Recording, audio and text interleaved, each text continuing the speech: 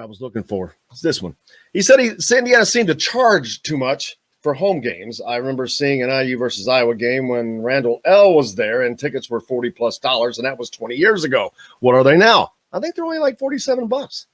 Let me tell you, it shouldn't matter because I guarantee you they're a lot less than anybody else. That's what I was just going to say. Other than like Purdue and Illinois, you want to talk about expensive? There are Ohio State fans who only go to away games because they can't afford to get into Ohio Stadium. Or same with Michigan, Wisconsin. So many of these. So when you're talking about a ticket being under $50, that's a good price. I'm not telling you how to spend your income, but there are only 6 home games. Right. That's $300, man. Season tickets, $300. Look at their freaking schedule. And would you have trouble throwing that out to the basketball tickets? My guess is no. Times 18 or whatever the number is. That's Yeah. So, but hell, it's a bargain. I promise you. Go look up Power 5 teams right now. And who is someone you would consider equal to Indiana in football in the Big Ten?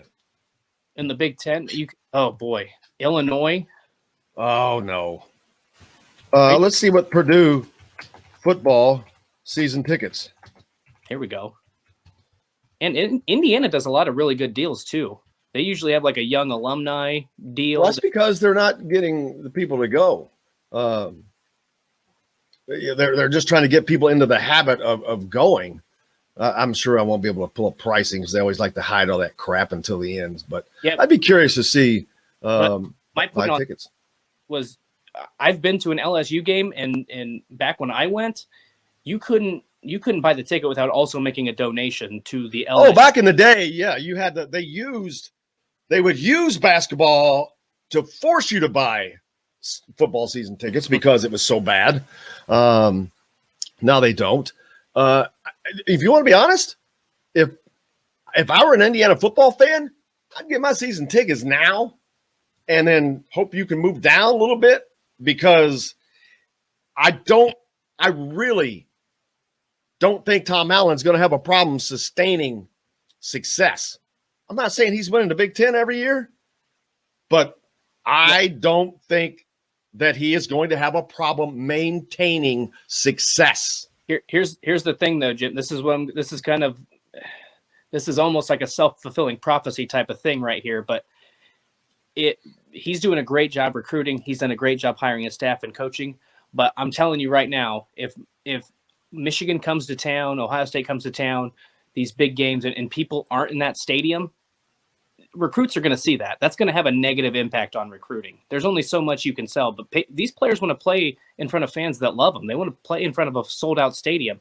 Maybe it's not 100,000, but if you get 60,000 people rocking, that's still a great environment. So the fans do play a role in this.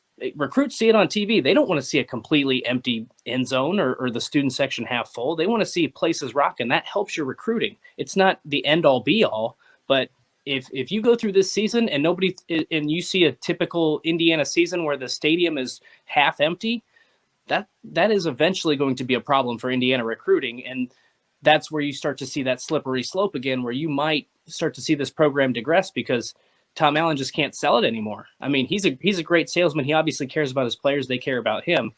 But you have to win. You have to win. But if the fans aren't coming out when you're winning, that's going to stick out to a lot of recruits. That's why players still go to Nebraska, even though they've been terrible the last 4 years, because that's why they still come to Indiana basketball. And that's exactly. So that's where fans have to be willing to spend the money to go to the games. Otherwise it's really difficult to sustain success. Well, and by saying, I think that they're going to be able to maintain success, that includes winning. You have to be in this, what I call the 4-horse mix in the Big Ten East. That means you got to kick somebody out because there's Ohio State, Penn State, Michigan. Those are the three. That's the three-headed monster, and Michigan State has owned a piece of that for a long time. But is it Michigan or Michigan State that you kick out? But one of those you got to kick out. Michigan State is the easier path, it would seem, just because of the historical tradition of Michigan and the crowd and all that. But you got to kick somebody out. But imagine that. Okay, that brings up a whole nother thing. There is no way in the world, if Indiana now becomes successful, how in the hell are you going to have Ohio State, Penn State, Michigan, Michigan State, and Indiana in the same damn division? Mm-hmm. And why do they even have divisions in the Big Ten? They don't use them. They're going to, I think when this college football playoff expands, I think you'll probably see the elimination of those divisions. That's my opinion. I don't know that for a fact, but that's my guess. And you'll see what they do in the Big 12 where number 1 plays number 2. That's my guess. It's there's inequities because you don't play everybody. So, and in basketball, that's not a problem. But in football, it's a major problem because who you don't play is makes or breaks your season. If you're in the Western Division and you don't have to play Ohio State, hello? Because every team in the Big Ten East has to, although it does not affect their divisional standing. I mean, it does not affect it any less than losing or beating Illinois. Doesn't matter. It's ridiculous. Why have divisions if you don't only count the divisional games for the divisional standings? That's been my gripe about it too. Like, I don't understand it. It does not make any sense whatsoever. It should be like the overall conference games should be the tiebreaker.